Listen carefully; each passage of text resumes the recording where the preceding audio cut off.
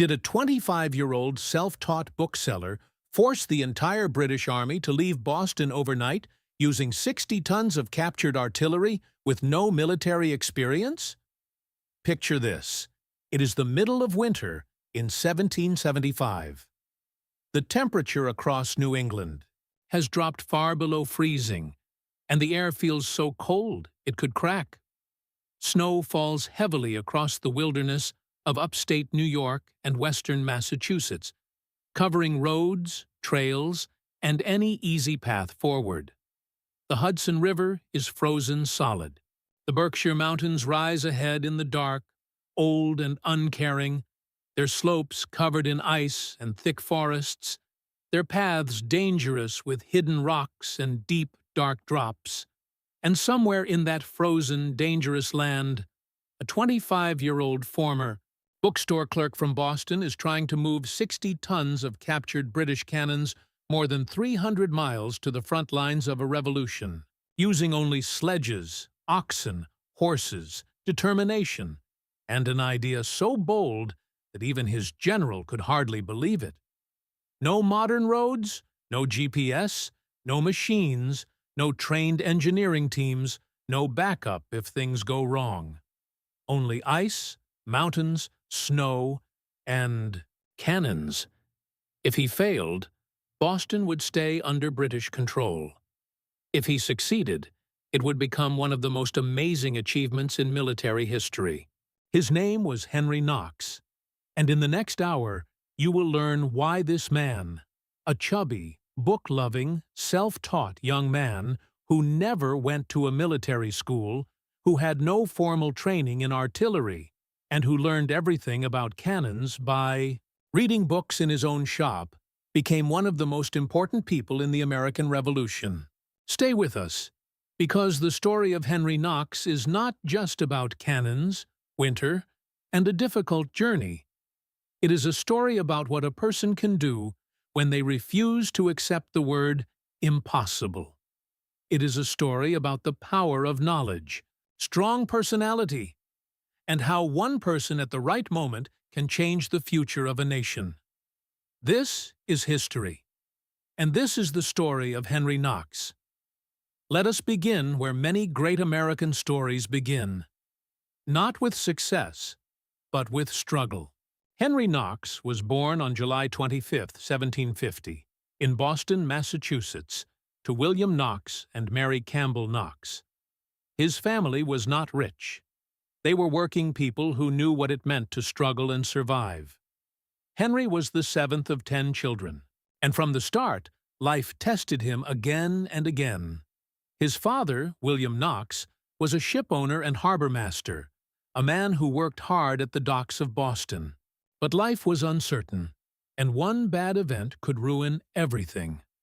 When Henry was 9 years old, his father left the family and went to the West Indies, never coming back. Just like that, he was gone. The family lost money, support, and stability. Henry, still a child, had to grow up fast. He went to work immediately. His mother had many children to care for, and everyone had to help. Henry got a job with a Boston bookseller named Nicholas Bowes. This changed his life. A bookshop in the 1700s was like a place full of all human knowledge. There were books about ancient history, science, war, philosophy, and more. Henry Knox read everything. He read about ancient battles. He read about generals like Julius Caesar. He studied wars, strategies, and military ideas. He read about artillery, how cannons worked, how they were built, and how they were used. By the time he was a teenager, he knew more about military science than many trained soldiers. He had no degree, no teacher, no academy. Only books and a strong desire to learn. He also had ambition, not selfish ambition, but a desire to prove he could do something meaningful. In 1771, at age 21, he opened his own bookstore in Boston called the London Bookstore. It became a popular place where people came to talk, read, and share ideas. Many important thinkers and political people visited his shop. One of them was Lucy Flucker. She was the daughter of a wealthy British loyalist official. Her family supported British rule. But Lucy fell in love with Henry Knox. They married in 1774, even though her family strongly opposed it. Her father tried to stop the marriage, but failed. Lucy chose Henry. She chose the revolution. She left her family behind forever.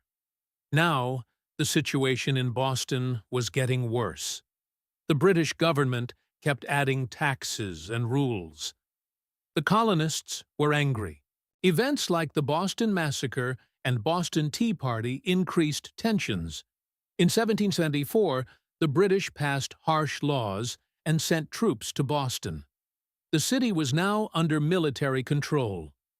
Henry Knox watched all of this and understood what it meant.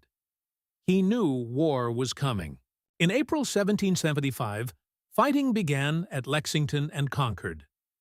The American Revolution had started. Thousands of militia surrounded Boston, trapping the British Army. Henry Knox joined the Patriot side immediately. He had no rank, just knowledge and passion. Then came the Battle of Bunker Hill in June 1775. The Americans fought bravely but ran out of ammunition.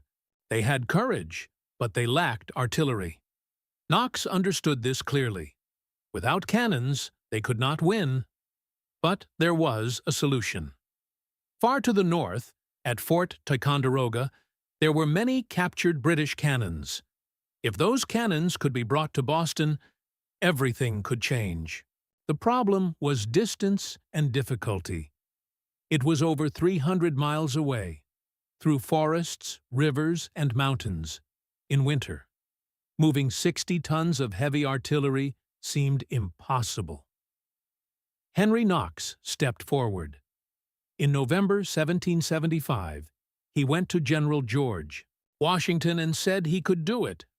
Washington trusted him. He gave him the mission. Knox left on November 16, 1775. He traveled north, gathered supplies, and reached Fort Ticonderoga in December. The cannons were huge, heavy, and old. But Knox did not stop. He selected 59 pieces and called them his noble train of artillery. He moved them using boats, sledges, oxen, and manpower. Crossing rivers was dangerous. At one point, a cannon broke through the ice. Men rushed into freezing water and saved it. They kept going, through snow, through mountains, through pain and exhaustion. Knox solved problems every day. There was no guide, no instructions, only his knowledge and determination. After 2 months, he reached Boston in January 1776. He had brought every cannon. Not one was lost. Washington now had what he needed. The next step was bold. Place the cannons on Dorchester Heights. From there, they could control the city and harbor. On the night of March 4, 1776, soldiers quietly moved the cannons into position. By morning, everything was ready. The British were shocked. They knew they could not stay. On March 17, 1776, they left Boston. The city was free. This was the first major American victory, and it happened because of Henry Knox. But he was not done. He continued to serve in the war. He helped in the crossing of the Delaware. He played a key role in the victory at Trenton. He stayed through the hard winter at Valley Forge. He fought until the final victory at Yorktown in 1781. After the war, he became the first Secretary of War under President George Washington. He helped build the American military system. He supported the idea of military education, which later became West Point. In 1795, he retired. He lived with his wife Lucy in a large home. But in 1806, he died at age 56 after a sudden accident.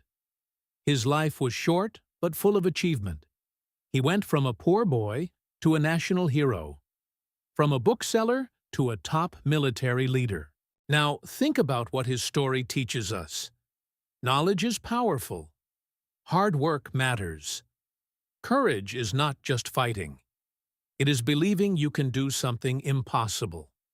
Henry Knox proved that one person can change history. Without him, Boston might not have been freed. Without that victory, the revolution might have failed. Now imagine Boston on March 17, 1776, the British ships leaving, the city finally free. And somewhere there, Henry Knox watching, the man who moved the impossible. If this story inspired you, take a moment and subscribe. More powerful stories are coming. Stories of people who changed history. Stories that show what humans can do. Leave a comment and tell us what story you want next. The story of Henry Knox belongs to all of us. Because we all face challenges. We all wonder if we are strong enough. And his story reminds us, sometimes we are. We will see you next time. Until then, keep learning, keep questioning, and never believe that something cannot be done.